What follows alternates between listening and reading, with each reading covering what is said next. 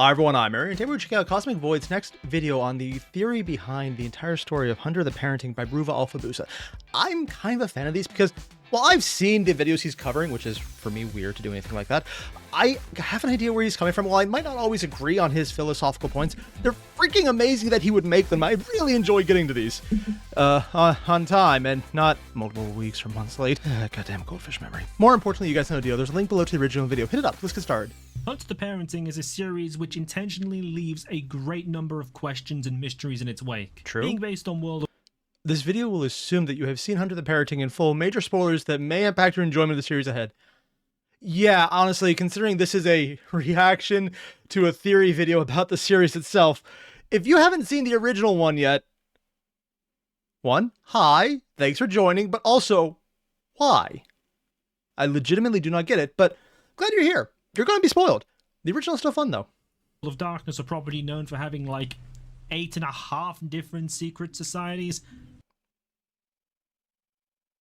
Does every individual setting count as its own secret society, or is the individual divisions within it also count? Hell, just with the vampires alone, there's like 7 that I can think of, and that's just the vampire setting. Honestly, 8.5 might be a conservative estimate. HDP takes advantage by not only leaving questions as to what is going on or who is responsible the for shaman it, character, but also what who I think is in the specifically Camarilla, is the cause of it. The mystery of who... Oh, he's going to be speculating on the causes, too. Ooh, there is a bit of stuff involved here, and it may or may not involve Big D, but retired fatigue from the mortal coil isn't just the question of who did it and why, but of what did it. The question of the 99p store and the blue man isn't just a question of what is going on, but what supernatural phenomenon is doing it. The question of... Oh, so he's not even just going into, here's what I think is going to happen, but here's what might be entailed with all of this in the story side, which people have tried to explain to me. People who understand Hunter the Parenting, I believe, should probably just write their own stories, because the level of detail they have there, they could plagiarize, change nothing, and there's not a single person out there, except for other Hunter the Parenting fans, who would be able to realize it, because of the level of detail they go into there is honestly impressive and looks like amazing world building.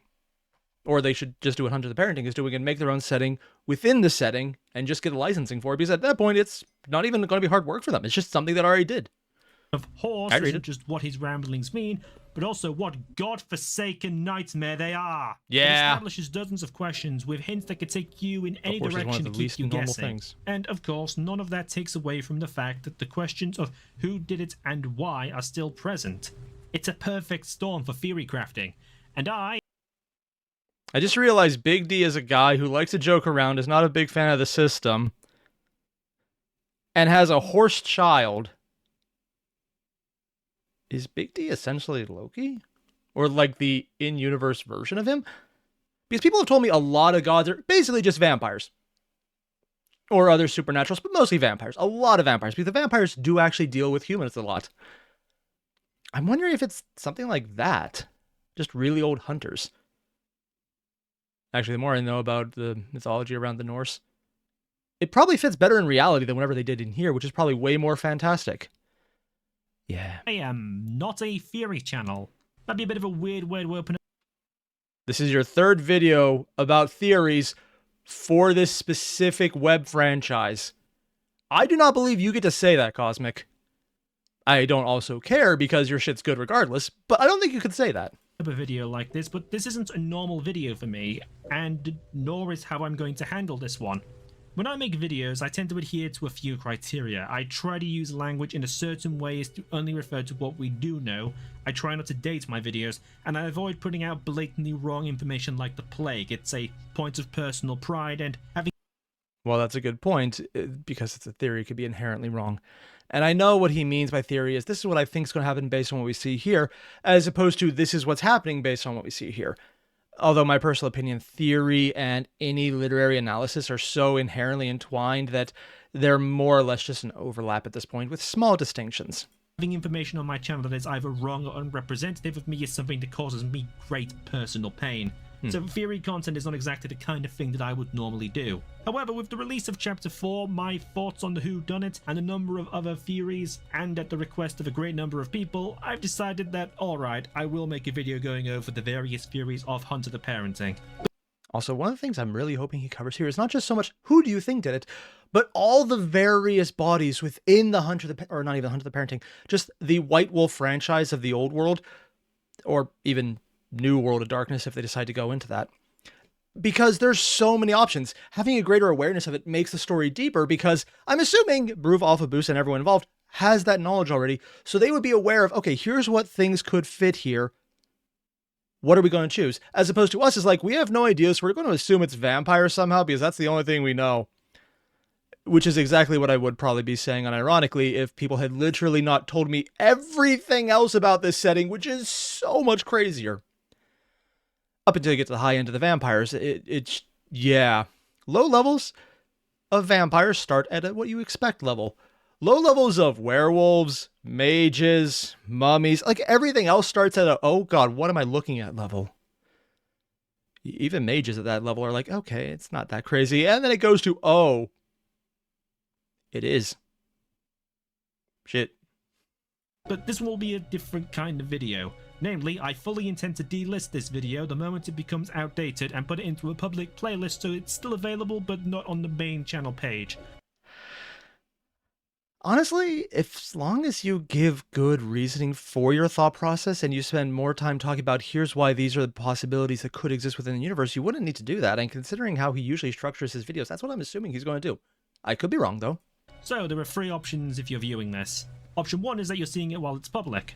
Option 2 is that you're seeing it while it's unlisted and came to either mock me for being wrong or praise me for my psychic/reality warping abilities. He's a mage! Actually, I hope he's right, just so I can make that joke. You know what? Actually, just going to say in before, right? And I'm going to leave that misspelling in there because I find it funny.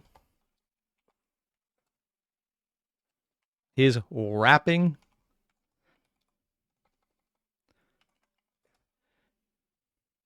Real ita. His Mage.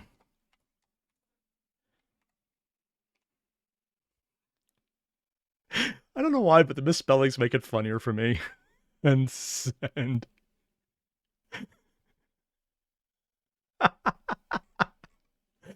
I'm not deleting that comment regardless of anything else. There's a bit of me that's like, oh god, there's so many bad misspellings in there. And then the rest of me is like, but you also like to text when you first get up in the morning, so you can't actually read it. You're just kind of hitting words and hope they're right, and then you send it to people on YouTube officially, and it has been on the record, and you don't remember to delete it later, even though you want to. I should probably put my phone further out of reach so I don't wake up and immediately start texting things. That's probably something I should do. I'm definitely going to forget that. And option 3 is that you're watching a public video, but it's a reaction channel that's reacting to it. Hey. Hi, Airier. How you doing? 99p? Oh, pounds. My justified fury at the ignorance of American made manifest.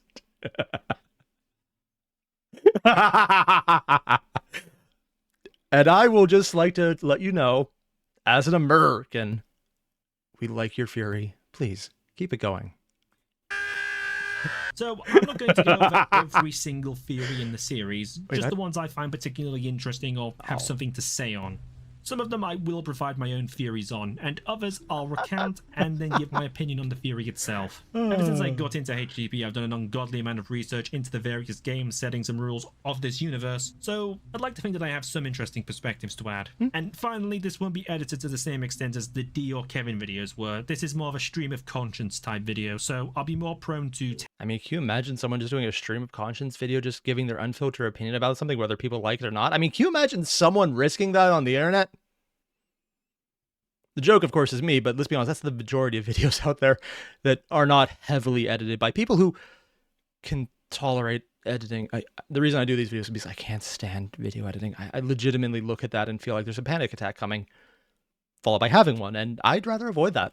Tangents and the likes. The only other thing left to note outside of that is, if you notice my voice being a little bit strange throughout this, you will have to forgive me. I have had 2 wisdom teeth removed yesterday from the time. Oh! Okay, Cosmic, seriously, what the fuck, man? Don't record! I had all 4 of mine taken out about a year ago now, and I didn't touch a microphone for probably a good 2 weeks. I recorded like 5 videos in advance and spread them out. It's like, you know what? That's fine. I was hoping it would only be a week, but no. God, even if it's only 2, that is... Talking does not help, because if you move your tongue in the wrong way and just happen to touch that little area in the back, you don't really think you can. But then you are intimately familiar with it. Suddenly, yes, you can. I am both absolutely impressed you could do this video and remarkably disturbed that you decided to do this video. How many meds are you completely whacked out on?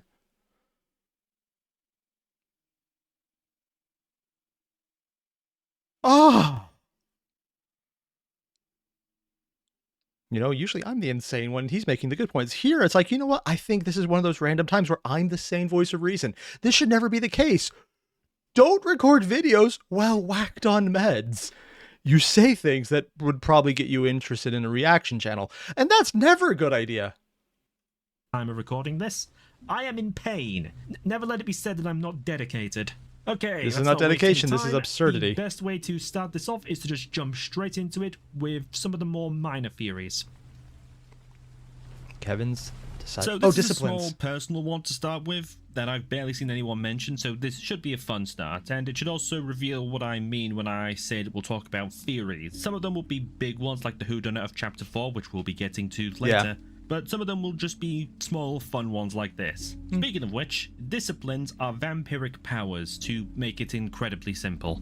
Invisibility, heightened senses, that sort of thing. These all fall under the definition of disciplines. Different vampire clans have access to different disciplines while being unable to access others. One of the disciplines of the clan Tremere is Auspex. This is a discipline which, at the... Really? Did Kevin become a Tremere not just because of the magic, but because they can make the joke about the Imperium XP using something that's frequently just associated with an Imperium ability in 40k? I don't want to believe Alpha Boosta would go that hard into a meme that the majority of people wouldn't get. But there's probably a bit of them going, hey guys, check it out. It works. The higher levels allows the user to send telepathic messages into the minds of their targets. So here's my theory. Kevin has this discipline. What is my evidence for this? Well, in the Blender Crusade, Dee keeps hearing Kevin yelling at him in his head, while this initially is just Kevin recounting arguments he made in the short, where he and Dee argue over the merits of purchasing a blender for 99p. Oh, so he is assuming that was actually not just Dee being insane, but Kevin actually projecting thoughts. I was under the assumption that it was just Dee being Dee and hallucinating someone else's entire vision, because he, joking aside, in his own, let's go with assumed insanity aside, is incredibly intelligent and could probably get someone's entire headspace in there to think what they would say in his head and then use it to someone to basically have a shadow argument with. I was going to call it a shadow game at first, but that just gets way too on the cards. But if it's actually an ability, he was in the show itself then. That'd actually be really interesting. And it would give a lot of variable ways to use Kevin in scenes they don't want to animate him fully. It eventually goes off and Kevin starts rambling and saying a bunch of stuff that he did not say in the short. And Dee also keeps referring back to how he can almost hear Kevin speaking to him, or how he's going to spite Kevin referring to his voice as real or imagined, which is bit of both, maybe. A very specific thing to comment on more than once. I don't know, I just find this notion funny. The notion of Kevin sitting in a basement using his supernatural abilities to argue with Dee when he's at a 99p store about 20 miles away. Honestly, that sounds like exactly what would happen. If that is not already the case, I honestly believe Bruval has Bruval. Oh, Dr. White has seen. Oh, I didn't even bother looking before, but yeah, Dr. White has seen it. He's one of the guys involved in this. If that first theory doesn't become something that just turns real, I don't care if it was or not. I fully expect it will be worked into a later episode or a short just because it's a good idea. And funny as hell. Supernatural being? So, there have been theories about Kitten since day one. His outfit, though a reference to his appearance in If the Emperor Had a Text-to-Speech Device, where his entire body was always covered by his armor. I just had a terrible thought that I think is hilarious. Does that mean he has a bunch of brothers who are all nudists in this version?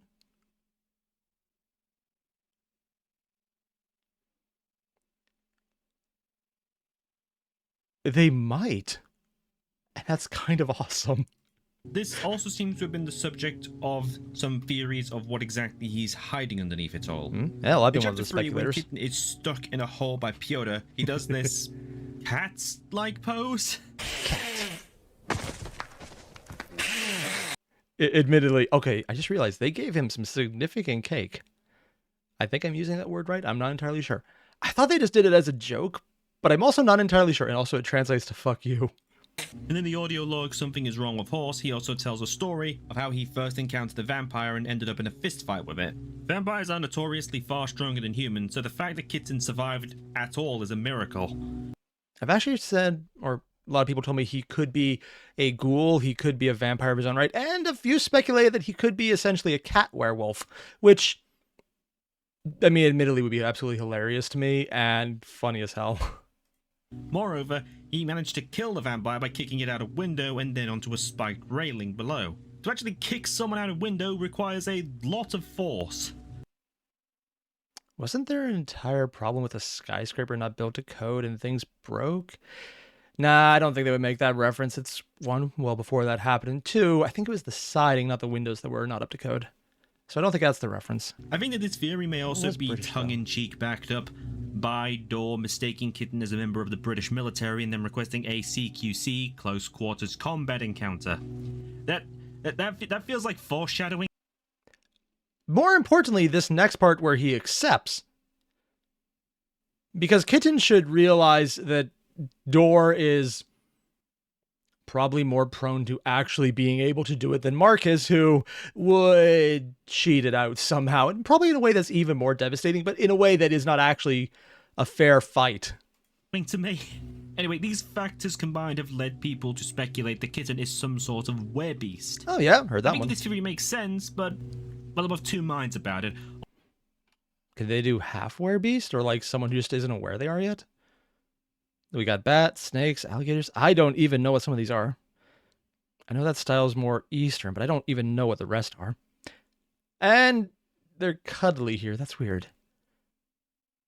Oh god, there's spider werebeast.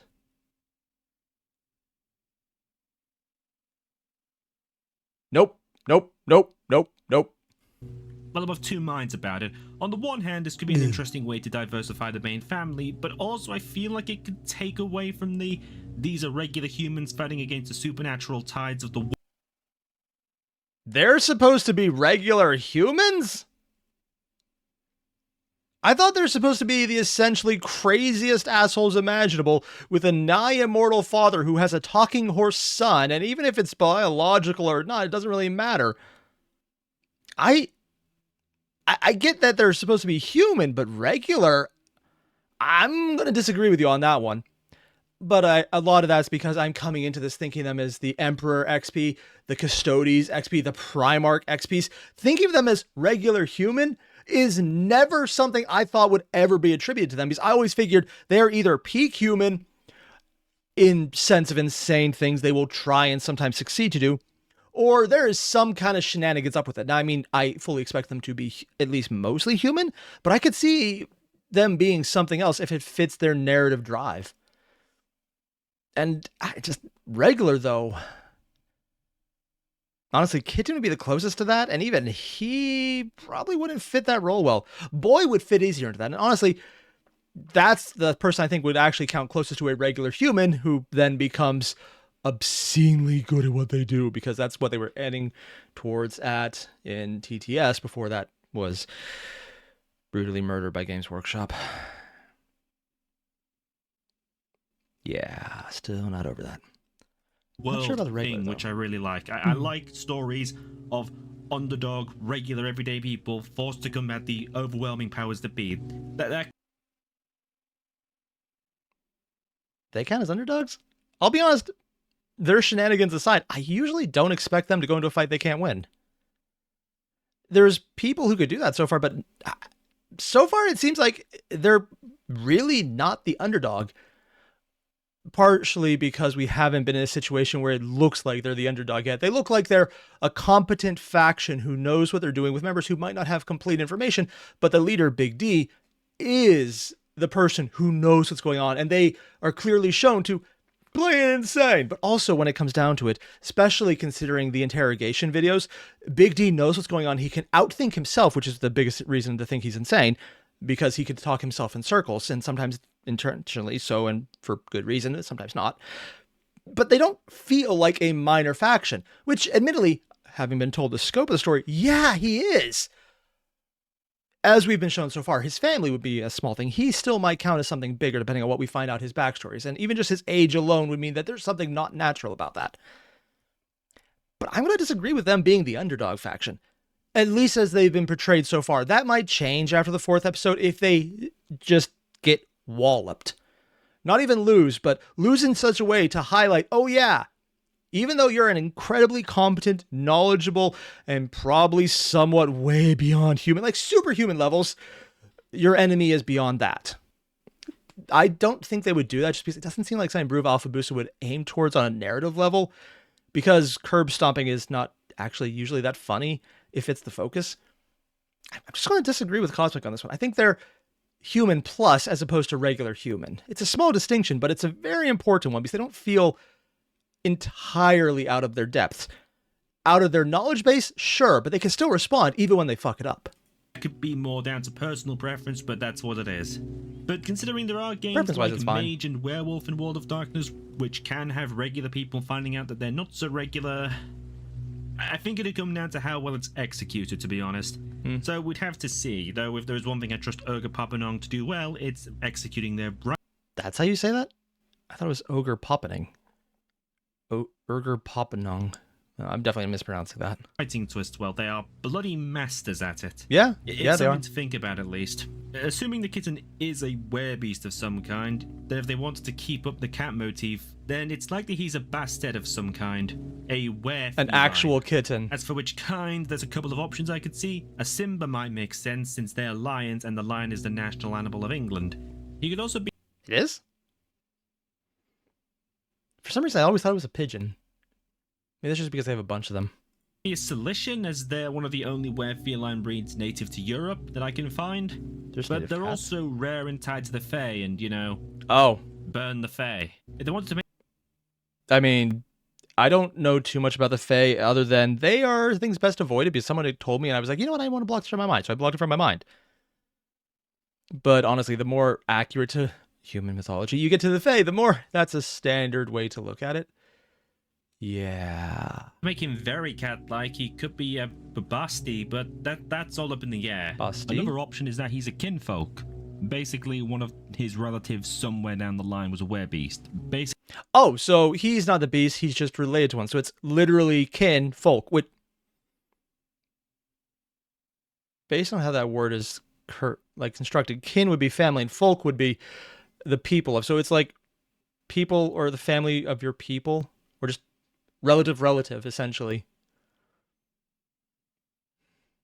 English is weird. And just random made-up words are even weirder, considering that's how most of the words are created. Basically, he has werebeast blood in him, but isn't a shapeshifter himself. That would make sense. I like this better than him being a werebeast himself, but only slightly. Those are my thoughts on Would Kitten's explain him not werebeast theory, at least. Doing a lot and hiding. Now, let's move on to... Marcus as a mage. Alright, now we're getting into some of the more interesting ones. I mean, I always assumed he was a latent mage just because he's the XP for Magnus, the mage. In fact, I'd actually be more surprised if the theory was he's not actually a mage. That would be shocking to me, considering who he's based on. Not impossible and not entirely irrelevant, and maybe he's just a hunter with magic-ish abilities, since apparently humans are all latent mages. So maybe he's just heavily pulling on the latent part. But Big D hasn't made any random pathways to walk through for Marcus to accidentally destroy it, so that isn't an exact XP situation. It's just mostly an exact XP situation. In the audio log, Marcus goes clubbing with his weirdo friends. He gets Also, this is just me, but I absolutely loved this club design in the background, and I would love to go to a British pub just to sit in the back corner in the plush seats by the fire, and just go, ah, nice, and drink a warm beer, specifically a Guinness, because even though it's in England, I know what is good, and I'm going to take it, damn it. Into a fight with Brock Blacklaw. Brock has tormented Marcus for years. Yeah. After tricking Brock into embarrassing himself. Oh, I forgot about that fucking phone, the freaking game phone. Oh my god, I saw those. I probably reacted the same way when I saw it in the video itself, and I'm just sitting here going, oh my god, really? Even just seeing it now.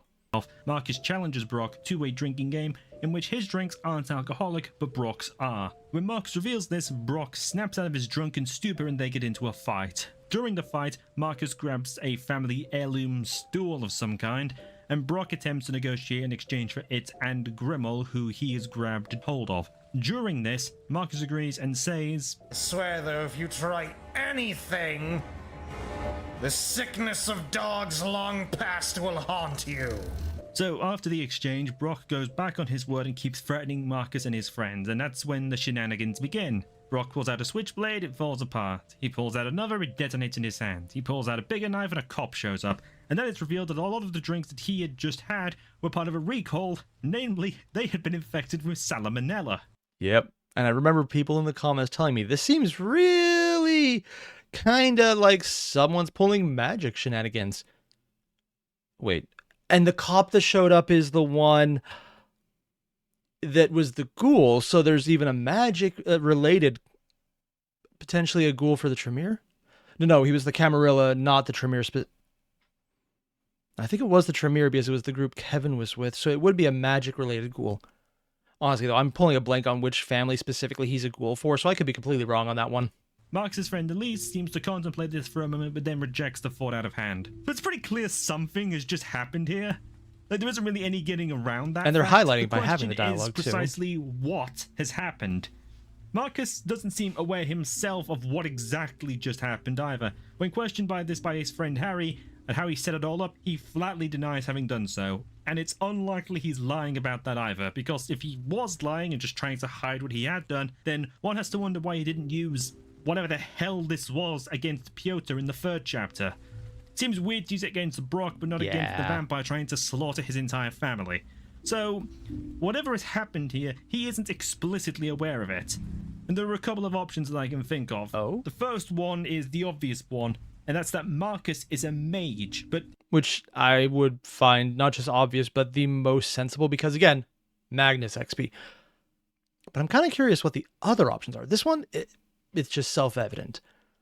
And I would heavily believe this is the most likely, but I'm really more honestly curious about the next. Isn't necessarily aware of it. What this appears to be is a curse known as the Path of Fortune. According to the White Wolf Wiki, this is the art of applying hexes and curses on a person.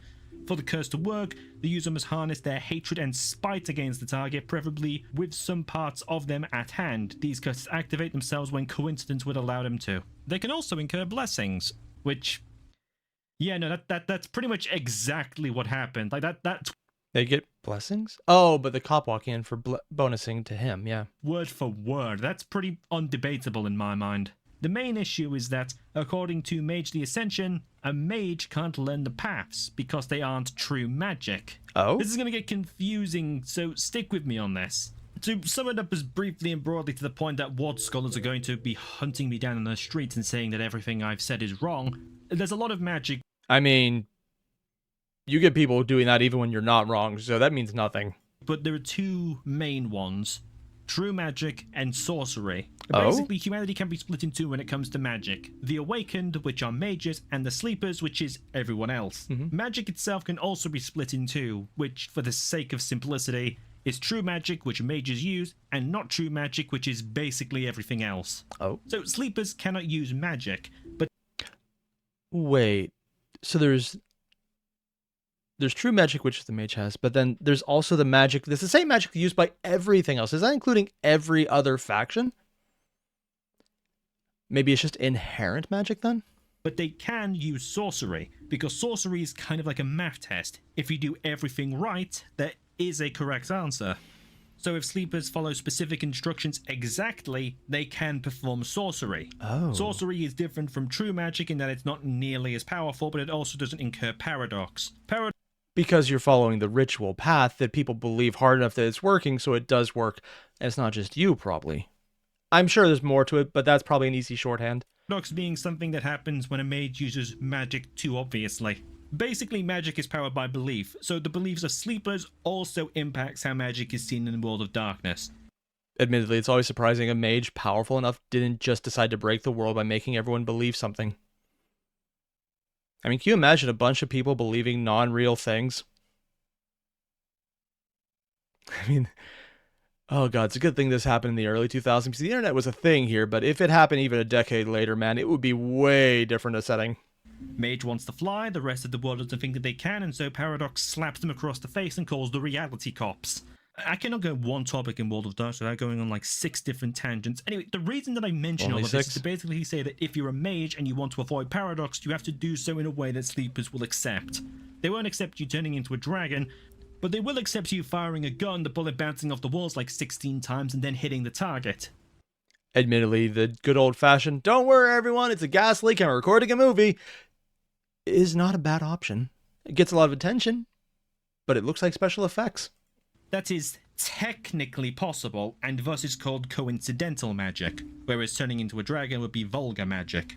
So that's a lot of info, which all comes to this point.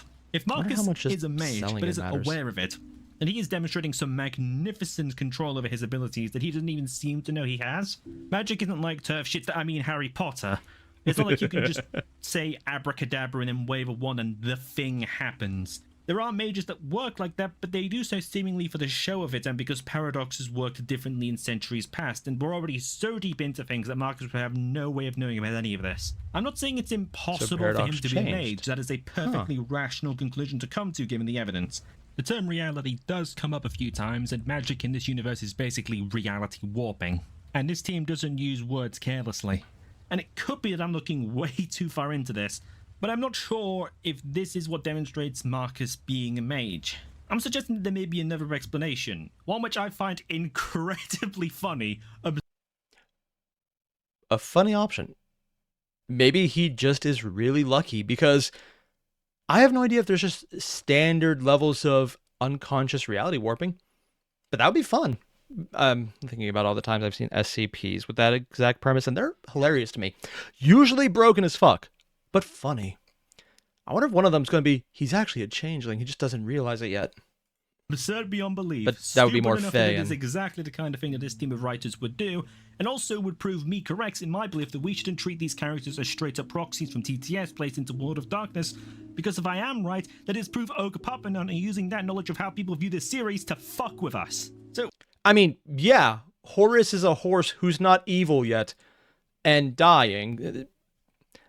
I'd be surprised if they're not trying to fuck with us. On the other hand, the exact quote I'm thinking about when they talked about how they were going to, specifically Alpha Boost put this one out, how they were going to treat the characters is, they're not one-to-ones. They're not a strict copy. It's a spiritual successor at best. This is a complete character who's different from Magnus, but so much of Magnus was magic that if there's not something with it, I'd be very surprised, which is why I'm leaning more towards the Mage as the most obvious one. But if he's trying to treat it as, this is not the same character, it's just treating you to think it like this, that's not a bad option. And if anything, keeping it too close to the initial characterization would be a horrible option. So he should be right on that aspect, but intentionally tricking the readers, or, well, I guess the viewers with knowledge of a previous series works probably best in the first episode, where the vast majority of their audience would only know of them from TTS. But they're 4 episodes in, over 2 years since TTS ended. That is probably not a good point to take anymore, because anything that relies on previous knowledge 2 years ago will have its audience. We'll have people like me and obviously Crow who know what that reference is. But if it only makes sense through that now, when there's probably a large audience who's here for this on its own without any previous knowledge, and as far as it goes on, it's going to become even more pronounced that it'll be just people who like Hunter the Parenting and then have heard of TTS. It's like people playing Honkai Star Rail who have heard of Guns Girl Z. Yeah, There's references in there. I know because people have told me, because I'm one of those people who didn't know. Granted, I was one of those people when I played Honkai Impact 3rd and Genshin, and people kept making references to it. I'm like, what the fuck is going on? So yeah, it's not a bad option, but I hope that's not the entire point of the characterization. So as much as I like it and I don't mind that the character's different, unlike Crow, I really hope that's not entirely the point they're going for, because it might be a writing mistake in the long term. Still would be funny now, because 2 years, while it's a while, a lot of the audience would still get it, but as it goes on, the entire point of it will become lost on any new fan franchise followers who might hurt them overall because important information just wouldn't be there. If we reinvestigate the scene here, a certain object is called to attention a lot, and multiple times it's even pointed out how incredibly unusual it is to even have it. It's the Blacklaw family heirloom, the folding chair. Stick with me for a moment on this, alright? When Brock gets drunk and then basically powers through it, he's in physical contact with the folding chair. When Mark... Wait, what? Folding chair. I messed up and called it a stool for the rest of the segment, and I'm too lazy to fix it properly, so I just reused the first audio and decided to keep it because I think it's funny.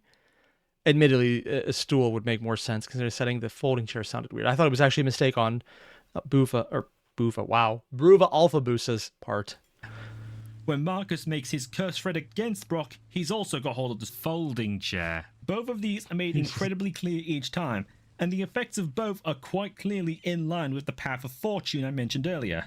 So, in Mage, an item infused with magic is called a talisman. Sleepers can use these.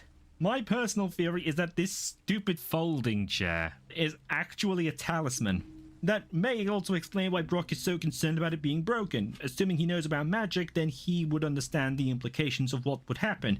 Assuming he doesn't, then his father certainly would. And Brock's anxiety of it being broken would likely come from countless reminders from his father to not break or even touch the thing. But that does lead to the question, why would someone who's as prim and proper and proud of himself as Blacklaw Sr. was, leave it in a pub? Unless they are going full stereotype here, and the idea that being able to get sober at a moment's notice is the ultimate power usage of a talisman like that. You know, I was going to make a joke, but having said that out loud, I can't say that's a bad idea. I mean, can you imagine if you could be as drunk as you want, and you can't be ambushed because you could instantly sober up if you needed to? At that point, it's probably a safety precaution, so you can never be in a bad position. I feel like Brock's reaction to the stool could be indicative of something. I wonder if you can tell that I've lost my mind slightly by researching Wall of Darkness and analyzing this team's tendencies when writing. No, I can't tell that because I have already lost mine a long time ago. It all looks sane to me. I feel like a goddamn conspiracy theorist trying to convince you all I'm not completely insane. This is all real, I promise. Actually, speaking of things that break my mind... Oh? The nightmare creature known as Horse. Okay, yeah. So this is going to be a long section. In the audio log, Something is Wrong with Horse, we learned that the family does indeed have a horse, which Dee treats as though it's one of his sons. If it is one of his sons, I am not prepared for the implications of such a thing. I mean, I'm assuming there's shape-shifting bullshit that went on, and maybe he pissed off a mage. For all I know, that could be the case. Or maybe Horse is a shapeshifter, or... There's a lot of things that can be going on right here, because we all know Horse is not even just a horse, 1, because he talks 2. He's way too old, and 3, bug eyes. Anyway, Boy is left alone with Horse. Also, apparently he managed to cough up and do all that stuff with the blood, which apparently people were telling me horses can't physically do that. Which, admittedly, I had no idea about, and there's a good chance no one else did who made this. But if they did, that's a terrifying detail to include, because, ugh. Which point the damned thing starts talking. Yeah! Into mind crimson miasma. I'm good, thanks. So, yeah. What is this horse? Frankly, I try to think about this thing as little as possible, but if I had to guess, a demon.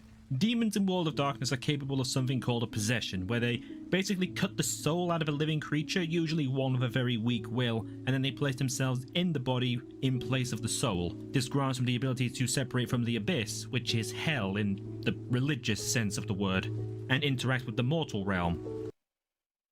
Elohim? Garu, milklings, Elohim.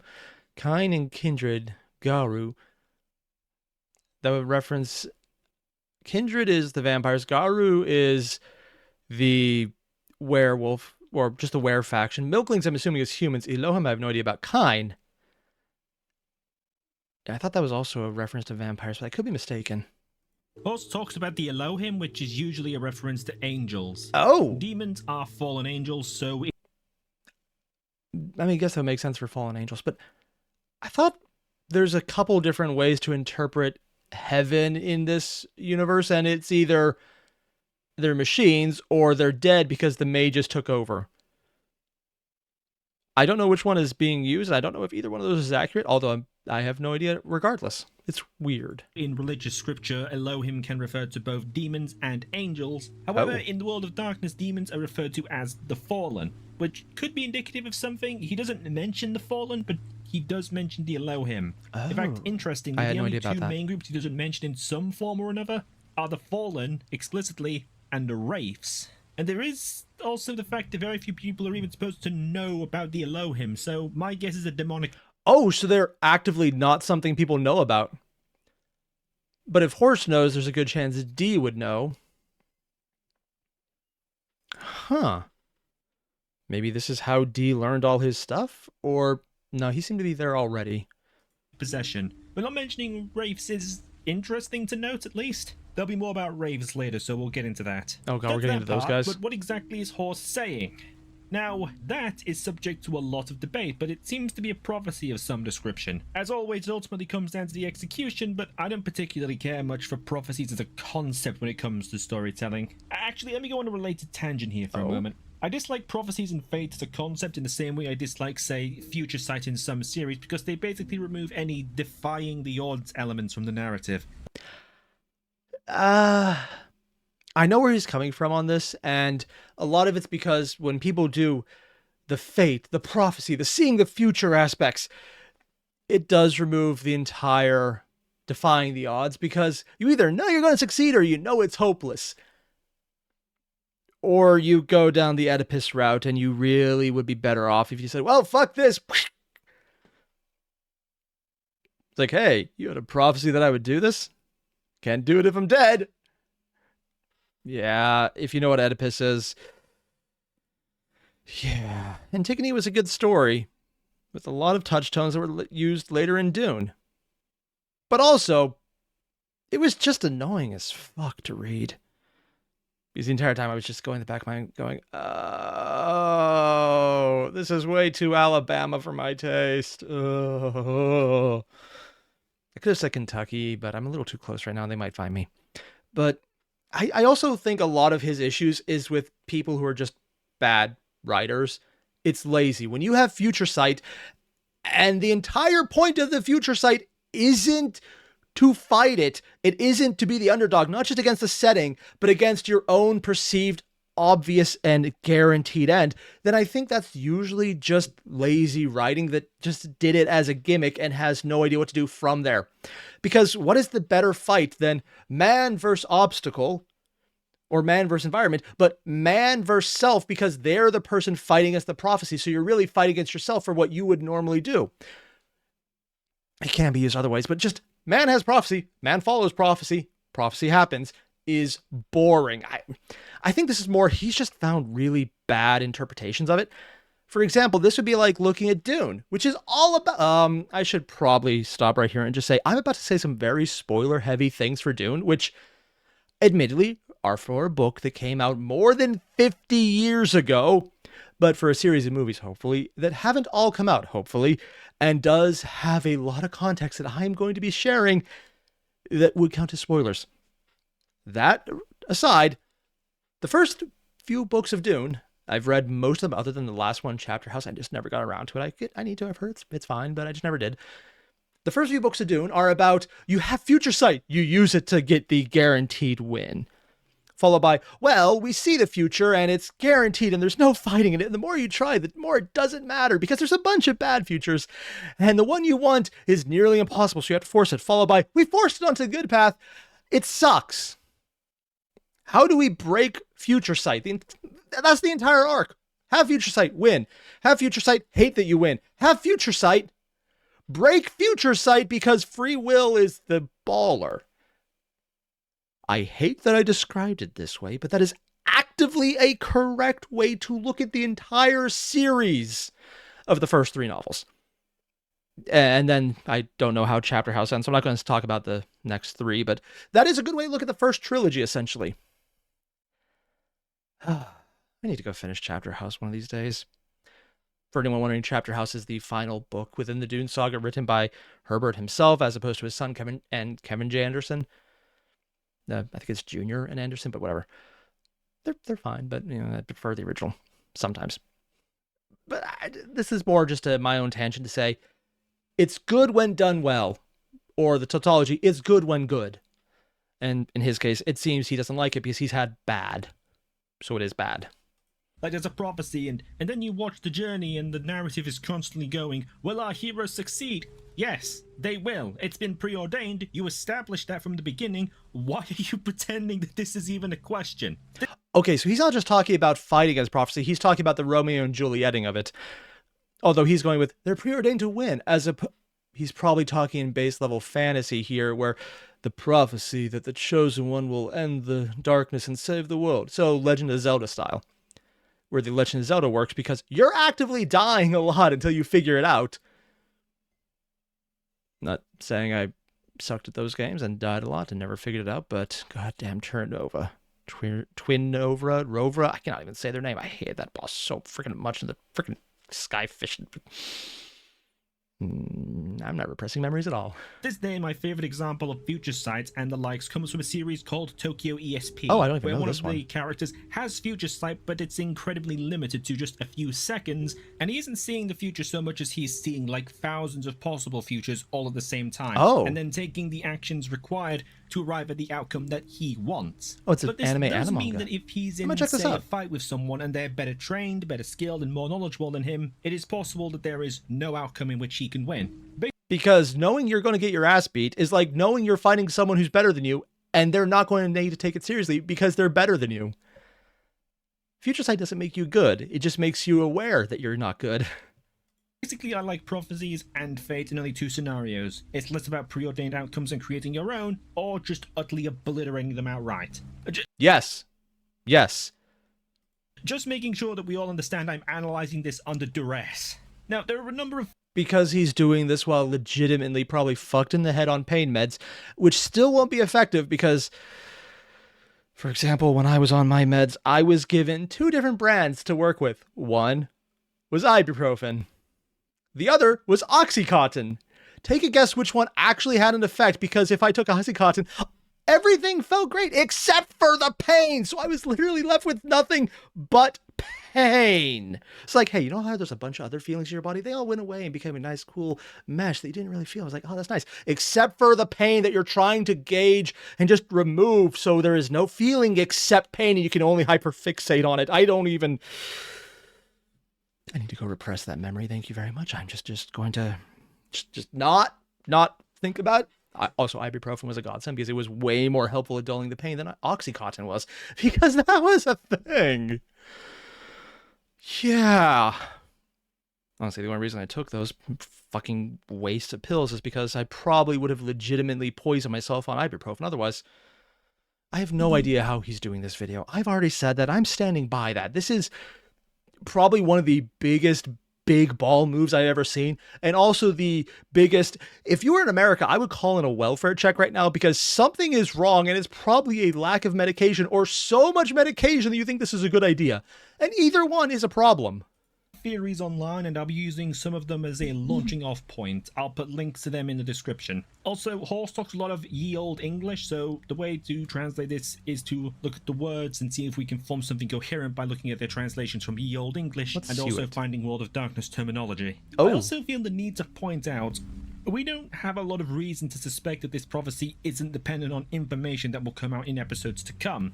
We just started Arc 2, it could be within Arc 2 or Arc 3, or whoever knows how much further down the line, that we'll learn new information that will make this prophecy seem, well, less apocalyptic.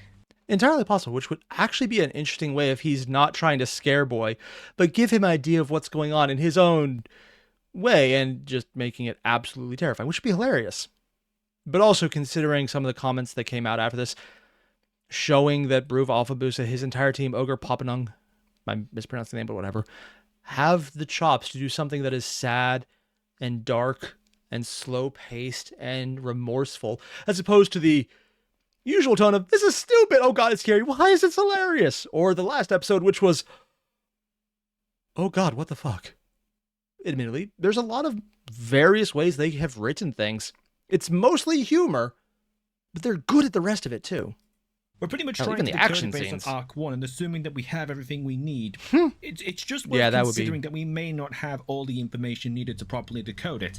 But we only have the information we have right now, so let's go over what it could mean based on what we do know. Es wird Ghost. See dort dein Eis. Sie eilt.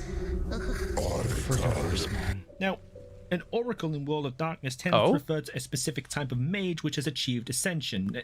Basically, mage godhood, for lack of a better term. Oh. And that actually changes a lot of how I interpreted this, because my initial thought was he's referring to the boy as an oracle because he's going to see things other people wouldn't. Unless Bruva Alphabusa and everyone else involved highly changed Boy's character from being the noob who they get into the adopted family and is now maybe the Smurf. I was going to use the term smurfing as someone who's actually super high level, but cosplaying as someone new and weak. And then I remember the entire concept of blueberries just doing whatever they can. And that would be a funny little nod, but also really dumb. I'm going to disregard it, but try not to think about it either in case it's not. So essentially he's smurfing and he's just this super all-powerful ascended godhood mage oracle, whatever. But then he's just in the body of the kid because shits and giggles. That'd be funny, but I really doubt that's where they would go, just because that would be a huge level of power that they could use later if they want to escalate, but I don't think that's where they would head right now. What I would like to reframe everything as, though, if you set aside that it's still talking to Boy, because if an oracle is a specific thing, Horse wasn't talking to Boy, they're talking to someone else who's viewing this. To an oracle, because they asked a question of the oracle, giving some direction to who they were talking, and if an oracle could see it, this might be someone in the past or the future who was viewing this, or someone there who wasn't someone we were aware of who was viewing it, and they were giving a prophecy through this moment. In which case, it's probably something that will come up later, either as a flashback or revealed information, or just new information that just comes up through the story. Any of those options would be interesting, because it means Horse is giving a prophecy to the audience, telling it to Boy, who Ascended Badass is probably going to be his thing, because it's just a really funny trope. He was essentially a new character altogether in TTS. And then implying the existence of someone else pulling the strings here. And the only person watching who I can think of would probably be the person I thought was the shaman, the XP for the shaman, at least design-wise, because that's what they did in TTS for like a single episode. Long arms. And then maybe that's who they're talking about, but I thought they were a vampire. So many things going on here. The big change, though, is Horse wouldn't be talking to Boy. They're talking to someone else who we don't know about. It's the highest stage a mage is capable of achieving, and they basically leave their mortal body behind. Some oracles can refuse to ascend though and stick around on Earth to help or hinder other mages on their paths to ascension. Horse calling Boy an oracle could imply that Boy is a mage, or the reincarnated soul of a mage who achieved ascension. There have been angels and therefore fallen who can see into the future, so this could be that. Perhaps this explains these attitudes towards Boy. In the very first episode, he keeps mentioning that Boy can master reality. Magic in World of Darkness is just warping reality. Would he have information about mages? He seems incredibly focused on vampires, though. My initial thought would be go to the source material, which was Big D, who knew about magic and didn't say anything, because that's the joke there. But maybe he's hyper-specialized. Everything he's talked about has... Well, he knew about werewolves, too. It's hard to say what he doesn't know, because he makes a point to hide what he does to start with. So you could assume he knows more than he does, which could also be a problem in its own right. And if that's the problem, that'd be an interesting one, because it would be a big, oh shit, he didn't know this, and that would become a plot point. But I don't, it's hard to speculate on that. So maybe D is aware of what boy is. In Old English, Faust is a contraction for thou hast, meaning you have. So the first line means what is it you see, or what is it you have seen, which may help to imply this further. Oh. Ein Vader laid bare, desiccated on the rocks. By thy hand, the abbot will know. Mine means yours and Vader means father, so this is referring to a parental figure. Most likely Dor. Apparently there are some people who think the boy is adopted, but according to a post I found in which a writer was asked, no, this is what happens when you keep... Oh! Dor had a wife? Or thought about something other than violence? Either that, he was fully dedicated to his wife. America. If there's someone in the chat or the comments telling me, well, you see, sometimes ideas like America get personified in World of Darkness, I will, 1, laugh my ass off, and 2, not think about it, because that gets way weird way fast, as opposed to the rest of this, which is so much more sane. I have weird standards, apparently. Transpositioning TTS onto HTTP. Stop it. So we can Unless they're operate on fucking the with us assumption because that they think we're this going to do is it, but they're referring actually doing it Dor. to fuck with us. Desiccated on the rocks by thy hand, that a literal translation of something being desiccated is that it is being completely dried up. This line seems to be referring to the idea that something will happen wherein boy does something to Dor. We're already dealing with the magic vampires. The bloodsuckers who would drain someone dry. You can almost say desiccate them. If we take aside that one comment post about how it's 100% his son, biologically, then it could also imply that this is past information. It's not Dor, but his initial family. Or other shit is happening. Because if it's a mage, they could have just rewound time and redone things. But if you get to a high enough level of mage, it doesn't really matter at that point. Potentially killing him? It's hard to say, but Boy and Dor's opinions on vampirism seem to differ quite dramatically. Dor has shown himself to be completely unempathetic to vampires and believes they are all 100% destined to become monsters. The existence of characters like Kevin prove him more or less objectively incorrect in this regard. So maybe Kevin still be... Honestly, I would love to see a scene just between Kevin and Dor now for that very reason, because that would be funny. And potentially horrible, but mostly funny to me. Being around may have something to do with it. Remember, none of the family even know that Kevin hasn't been subjected to final death yet. Oh, they doesn't might seem to not. have told them. Perhaps Dor simply can't get past this and refuses to see Kevin as a person, and then stuff happens? An abbot is a term used in the Sabbat lexicon. Their job is basically to maintain the territory of a pack or group of vampires. Perhaps in the... That I was unaware of. Ghoul, charged with maintaining Sabbath's pack, Haven.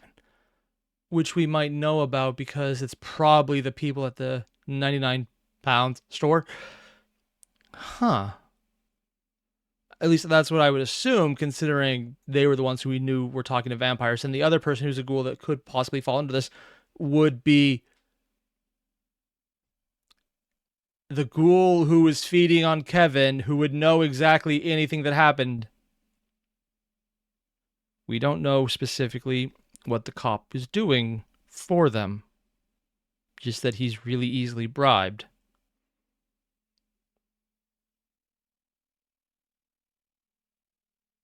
I'm not going to think about this too hard because there's way too many rabbit holes. In this instance, it refers to the regent or the prince or a member of the Sabbat we aren't yet aware of.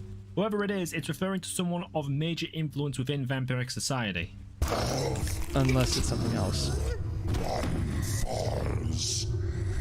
Because this does seem like a backwater.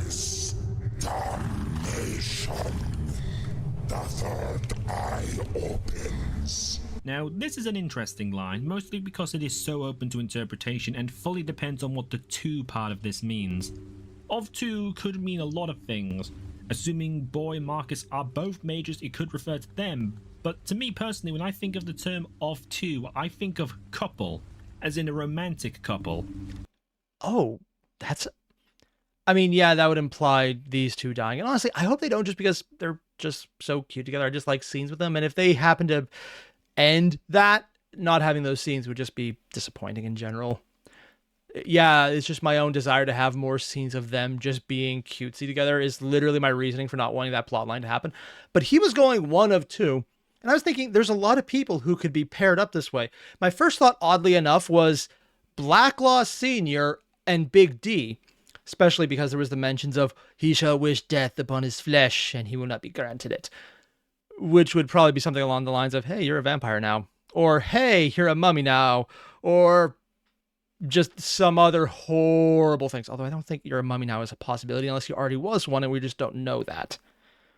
People told me that's a possibility for Big D, but then it gets really weird, to quote the people who are actually telling me about it and went into information to explain how it was so weird, and I just kind of glazed over because there was a lot.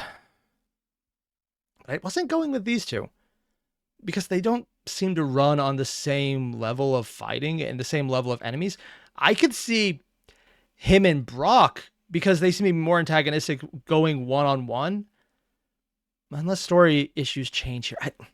Interpreting as a couple, though, would also open up to maybe that would be Big D and the Chapter House Master, whose name I'm completely eluding me at the moment. Irish guy. Great voice. Kitten and Marcus, or potentially Kitten and Grimmel. Oh, yeah, they were a thing could too. refer to one of them being embraced.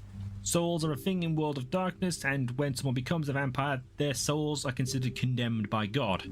So in World of Darkness, God foresaw the fall of demons, the fall of mankind, allowed it to happen anyway, cursed Cain, didn't stop Cain when he started making vampires and condemned the souls of a bunch of people. Cain and his friends randomly decided to ruin the days of even when they didn't deserve it, and then when the world got bad, he basically just left.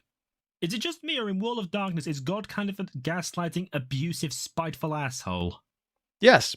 And depending on some of the other people who've talked about, is not left, but dead because the mages killed him and replaced heaven, is not a thing because there's other monsters on Earth, like the dragon, who are eating things and then they're just moving around. There's a lot of overlapping mythologies that are in the same universe, but also were not designed that way. And you just kind of shake your head and go, let's just go with this one right now. Except for when they work, but then they don't. And then they do, but then they don't. Yeah. Anyway, the point being that damnation may refer to one of the two, whomever they are, being embraced or maybe ghouled, who knows. Maybe that'll have some bearing on another theory down the line. Ghoul, I don't think would have nearly the same effect, though.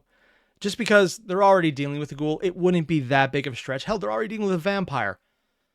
Kevin, it would probably have to be something else, because if it was these two, it wouldn't have the impact, considering Big D would probably be in a situation where it's like, okay, hey, you know my friend Kevin who I've been hanging out with, the ghoul? Oh, sorry, the vampire? And then the cop, who's the ghoul, who you should know about at this point because we're all talking together. We almost need an episode just to see how on the ball they all are together, like what information has been shared.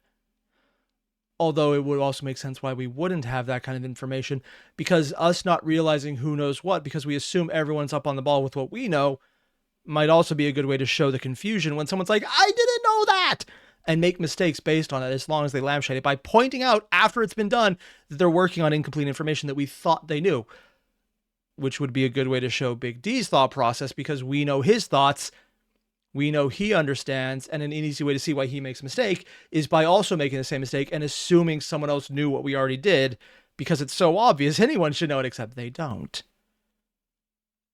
That'd be fascinating if that's how they take it. The third eye opens is an interesting one. That's if you so recall from the filming metaphysical, of man. Kevin, Dee mentioned that he knew about the diablerie of Saulot. This was basically an event in which the House of Tremier's founder, a bloke called Tremier, just to make this perfectly confusing, basically turned himself into a vampire and diablerized an antediluvian called Saulot. Saulot had a third eye in the literal sense, right in his forehead. He also claimed to have found a new path to enlightenment called Golconda, which is basically a state in which a vampire is no longer at war with the beast in themselves, but simply they are able to return to humanity, or as close to it as they're going to get. The third eye opening could refer to such an event, possibly for Kevin or another member of the family who falls and is embraced. His sweat will feed and warm her gullet. her. Mage will know. Okay, so suet is like the fat around the loins and kidneys in sheep and cows, which suggests to me Ew. that someone is getting eaten. This might be in line with someone being embraced. It's interesting to note that Dor did get bitten during the first episode, and this could be a reference to that too. Foreshadowing, perhaps? A patriarch Is that enough to turn someone? I thought it was way more hard than that. mastering Luna ends hamstrung. That's probably a reference to Big D, just because he's the patriarch of the family. And ending up hamstrung and wishing death is such a call out to TTS. It would be funny if that's not what they meant. What I would think they're doing more is it is a direct call out to TTS, but they're going to twist it somehow. So it is like a dark mirror to what TTS was, which hopefully would be better, because TTS, when you really think about it, was a terrible ending for her. I'm trapped on a chair and I cannot move and I'm a skeleton. There's already a skeleton knight too, so ugh. He will wish death upon his flesh, but no mercy Martini's too? shall be given. Probably. For none he hath gave. Okay, this could have a lot of meanings, and it all But that last part would also be a good reason why it's not Big D, because he's actually been incredibly merciful. And not just to Kevin, but specifically to a short they made afterwards where it was Big D showing mercy to a vampire who just turned to kill her kids, and he just sat with her as she braced the sunlight for the final time. And that was mercy in both the old sense and the new sense, in that it was a swift death, but also it was being there for someone who was in pain because they had done something horrible and they hated it and they didn't want to do more. This is the part that throws it off. TTS, that would be the Emperor. He does not do the mercy thing. Hunter the Parenting, Big D is actually incredibly merciful and empathetic. He decides not to listen sometimes for admittedly reasons that are in his own right merciful, but this is not Big D here. It's the only reason I don't think this would fit. really depends on who the patriarch is. Might be Dor. D fits the definition of a patriarch. A patriarch is basically just the male head of a group, usually a family or a tribe. D is the leader of his family, so this definition fits. However, But the other patriarch would be Blacklaw, and he does not seem the merciful type. Where everything D does, especially when he's making mistakes, is not telling people out of mercy for them because he doesn't want them to get hurt. but it doesn't fit with the no mercy shall be given for Yes! the one he have given. Yes! Nearly everything we've seen with D has been him showing mercy wherever he's capable of doing so. He's shown mercy to Kevin, and he comforted the old woman as she awaited the son. It is, of course, Yeah, he's pulling out the right ones. Unless it's not a review to his overall character, but something that pushes him over the edge to finally not show mercy, and that's when it bites him. possible that it's referred to his past. We will get to that shortly. Ugh. None is a very strong word here. We know that D has shown mercy. It could fit Dor. Dor isn't a patriarch, at least not in the strictest definition of the word. You could say he I mean, he's the father to the kids, so at least within their subdivision of the family it works. Also, is that a Charizard? Oh yeah, I think it is little Charizard. Well, Charizard. Charmeleon with his flame. Oh, it's a dead lizard. Charmeleon? Charmander? Charmander, that's the word. I haven't done Pokemon in decades. Yeah. It's around the time where that would actually be a thing too. Huh. It's probably Marcus's. Oh god. I wonder if this is Blacklaw though, because no mercy seems to fit him better. he's Boy's patriarch since he's his father, which does suggest that Dor may have or had a partner, which, if he was the head of such a unit, could define him as a patriarch. We also know that he was in the military and part of the EOD. Depending on his rank, it could refer to that too. Perhaps he was the head of a squad. One might argue that this fits Dor better, since Dor's merciless attitude towards vampires is well But the narrative documented and effect would not be displayed, nearly the which same. could hit more at the idea of Dor getting iced. Frankly, I don't know if we have enough information to make any conclusive statements on this. The biggest reason I would not agree with that one isn't a rational reason. It's like I said, the narrative impact there is not a good fit. Dor is the XP for Dorn. People love Dorn. But in this one, he's honestly a much more defined character. He's much more emotive. And he's admittedly really kind of bloodthirsty. To a level that Dorn would not show. Probably do, but not show. And admittedly, it works well to differentiate him from who he's based on. but I don't think the narrative impact would be the same as saying something happened to double D. That's Ed and Eddie, to Big D. But for the same reason, I don't think it could be Blacklaw, is because something horrible happening to him could be setting up an enemy they're about to fight, which would not so much be the internal horror of it, which would be what Door would have, but setting up an enemy they have to fight who they might not be in a position to. Which, admittedly, Door could still do, but the idea that we're going to then fight Door is... My mind rebels at that entire thought process, so I just reject it as a possibility, and I can't take it seriously because of that. This part. We know Door doesn't care for vampires. We don't know if this attitude extends towards, say, werewolves or changelings, for example. If he knows about them. It could be that this is a vampire-specific thing, and we can speculate, but at the moment, we don't know anything about Dee's past. At this point in time... Actually, we do know a few things about Dee's past. Specifically, he was around in the 30s with Horse. So he is, at a minimum, considering the time this is made, has to be close to 90 to 100 years old. He is well beyond his age should allow. So we know that something is up there. He ain't normal. This could be referring to Occam for all we bloody know. I simply don't think we have enough information. No, there's a lot that could be done there. But if the entire thing was to set up Occam, he's a great character, but I don't think he's earned that to be a thing yet. Granted, I'm also the person who's saying Blacklaw should do it, so I have no reason to say that. If anything, I don't think... Blacklaw doesn't work either.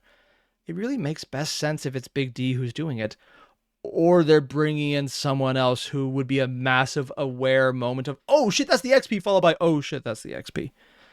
But that would be relying heavily on previous knowledge, and I don't... my thoughts on that have been made already. At the moment to make any strong statements on this part of the prophecy. Mastering Luna is interesting, though. Luna is a celestial spirit that is of significance to werewolves. Yep. In Mastering Luna could refer to the idea of someone mastering being a werewolf, or perhaps taming one. Being hamstrung. Unless this is Kitten they're talking about, which admittedly would probably have a worse effect, because there's the speculation that he's a werewolf or a kin. That would be horrible, because anything happening to Kitten would hit fans way harder. Not just but because of the obvious XP to Kitten, and TTS died with Kitten dying. Still not over it. But because he is, even in his own incarnation, just as, well, himself in Hunter, such a great character, and losing him would suck a lot, because there's certain characters you just like having because they're fun, and losing them would be difficult to come back to because they make it interesting. Big D's awesome, but Kitten is such a heart to the show. Strong means being crippled. So we have a male character, a patriarch of some sort, ending up mastering a werewolf in some way, only to be crippled. Or it could mean they were trying to fight a werewolf. Do whatever you want with that information, because frankly, I don't know what to make of it.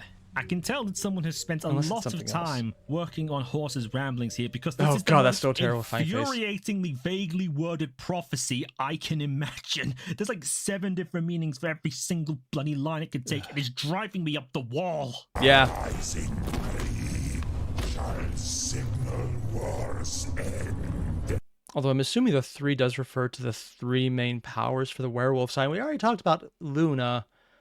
So, and the first mention of the werewolves was in the side piece with Big D spelling it out to Kitten, talking about how if you have an enemy that's a werewolf, run. You can deal with, there's ways to avoid or fight a vampire. You can deal with a lot of things. If it's a werewolf, you're dead. Run. It's building them up more than the vampires they're fighting, actually, which would be a really good way to change things out. It might be what happened in the last episode, but I don't know. Could be other things too, though. And triumph, the abbot will know. And if the abbot will know, that would imply either it's the antediluvians, 3 of them waking up, or the abbot would find out, oh shit, there is a bunch of werewolf gods waking up. I mean, but that would be way bigger than just an abbot knowing that. At that point, that would be a matter of, well, the world's dead. So it's probably not that. From them, bloodshed. Yeah, but anyone powerful enough to do it. For all. I forgot about that line. Maybe my theory isn't wrong. Hopefully it is. So according to another analysis by Secrets from Beyond 7-9, The worm, yep. this could refer to the three aspects of the triads in Werewolf the Apocalypse: the Wield, the Weaver, and the Worm. Basically 3 forms of nature incarnate. www. I'm vastly oversimplifying there, but just bear with me, please. And we already know that that is a thing that's been brought up because I think that was the motive behind a lot of the demons are in hamburger sellers, which I've been told is not a joke and actually a thing that happened, and may or may not be related to the 99-pound store, even though that seemed to be a plotline involving vampires. Unless they're crossing over there? I don't know. Leather Software seems to think that it's referring to mages in some way, perhaps the Ascension War, which is the conflict between mages over the nature of reality itself. I also read somewhere that it could refer to Gehenna, as the antediluvians all rise from their slumber. That one I think probably wouldn't, just because it would be a lot more than 3, unless it's a partial. The mage one, I don't think they would do, just because any style of animation for the shit mages pull, don't get me wrong, Ogre Poppening, whatever, they're good. They do some amazing stuff, and I think they can pull it out really well.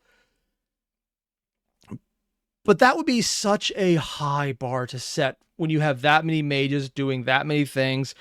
At that level of reality is going to be bubblegum today, and we shall animate it with chalk and the color orange made of urine that tastes like cotton candy. Is a level of I don't want to think about this further that we're not going to think about because it's just weird. Antediluvians being the 3rd generation of vampires. Maybe it's all 3. True. Who knows anymore? I'm going insane researching And this it could be. bit That'd and be funny time as has hell. lost all meaning. That'd be big. Thank you, D. I couldn't agree more. Time, kindred, Tau, milklings, Elohim. That would Kin and Kindred. I know that would be this we came over earlier. Werewolf, human, possibly angels and demons, which he might be. Kind and Kindred. Is it just the same thing over again or different? In the light, they all will. And Dora falls asleep. Good God, maybe it is referring to all of them coming to light at once. Though, Yep. And also that part right at the end. I mentioned earlier that I was told horses can't do specifically this. Horses can't throw up. I'm not sure if that's true or not. I am not going to look it up because I might find pictures. And I do not want to find pictures. Ever. I don't even like looking at this. So yeah. Good God, maybe it is referring to all of them coming to light at once. Though interrupted, this could refer to a breakdown of the masquerade or of the supernatural broad. That would make a lot more sense. Just the breakdown of the supernatural, the masquerade. That would be fascinating. I think that would be something that they would go way more heavily into because breaking down reality is just really hard to show and probably would involve having so much time between episodes just to get it right that they're either half-assing it to do an amazing job well beyond anything they've done before, or they're not, and we see it in a decade. I would rather not see it that late. I much prefer sooner than a decade. That's just my personal take. Unless they surprise me and do an amazing job on the hypothetical nature of reality being broken down in a medium such as just visual sound effects. Yeah, I know what I said, and I stand by it. Or they're just breaking the masquerade and everything kind of comes crashing down. We have a bunch of things hitting each other at once. Yeah, that probably sounds way more likely. Oddly. Or maybe it's the path of redemption. Leather Software suggests as much. Who knows? None of us. That's who. Again, I don't think we have enough information to make sense of the prophecy yet. We're looking at an incomplete picture right now. Hell, we aren't even sure how literal the bits we do know are. They could be far more abstract than we're giving them credit. Mastering Luna could mean beating the supernatural creatures that prowl at night for all we know. Mastering Luna, mastering the night, because the moon is only out at night. There's just... And there's always the other chance that it's a very literal statement of fact that is being told to Boy, because talking about Luna might be a tip-off to anyone else who can mention it. And if Big D heard, oh yeah, they're talking about Luna, he would know it's insert this person here and the mystery be gone. So horse might be hiding from him because he doesn't say it around anyone other than Boy, who would not know to say it. That would be funny if it's literally a character named Luna. Too much information that we don't know about this whole thing yet. It's certainly a source of interesting speculation, no doubt about that. And like I said, someone on the Ogre Papanong team is giggling to themselves, knowing that they have done a good job at making the most infuriatingly I wonder who that is. I have no idea who that is. Yeah. No idea whatsoever. possible to deconstruct prophecy known to man. Kudos, whoever you are, you prick. And we're going to cut this one here because there's a lot of information to go over. And not just the theories, but just diving into the horse prophecy, which is really weird when you say it out loud like that. I mean, this though, not Horus prophecy. Let's go with that. Sounds a little... No, it sounds just as weird. Either way, I like how he's going into that. I did not know a lot of those things. From someone who's not very aware and was probably told and then just forgot because goldfish memory, did not know Abbott referred to someone specifically within the Sabbat. I thought it was just a phrase of someone on the religious end, so maybe that would be something along the lines of, oh, there's someone who's playing the role of a religious person, but they're going to come out as like, oh, hey, remember how you're a priest? Yeah, assume it's going to be more like Helsing Abridged levels of priest as opposed to something else. I wouldn't even be surprised if that's the way they went still, despite everything, because it would be funny, and I have no idea what the actual role of religion in this story is, other than probably something fucked up, because that seems to be the entire White Wolf thing. But there's a lot I want to just re-look over, maybe re-listen to, see what I can get down before moving on to the rest, because Cosmic, goddamn, man, you are putting out some really interesting ideas, and I'm having a lot of fun working through and just trying to figure out what's going on. And I have no idea how you're managing to do this with teeth ripped out of your skull. You are literally missing pieces of your skull, because technically that is what they are. I mean, it's teeth, but they're usually not easy to get to, so you have to go and dig it. And just, There's a reason I'm not a dentist. Mostly because throwing up on people thinking about it would be bad form, I've been told. Yeah. More importantly, though, I'm just going to go rewatch the first half because there's just a lot. In the meantime, you guys know the deal. Link below, original video. Hit it up. And if for some reason you've either seen mine or Cosmic's video before seeing the original content, go watch Hunter the Parenting. It's amazing. And also, there's a bunch of videos by, I think, Speaker D that put out, no, actually it was one video by Speaker D, where he just went into, here's what you need to know as an absolute baseline level for the World of Darkness. And I wish they would make more because I want those videos. I want those kind of in-depth breakdowns of here's what you need to know series, because that's just fun. I would love to see him cover Mage. I would love to see him cover Werewolf. He had a really good story tile, but apparently they're just busy. It's like things are going on. Yeah. Unless it's a Patreon goal I'm not aware of, in which case we need to get on that. Either way, I'll see you guys in the next one. Adios.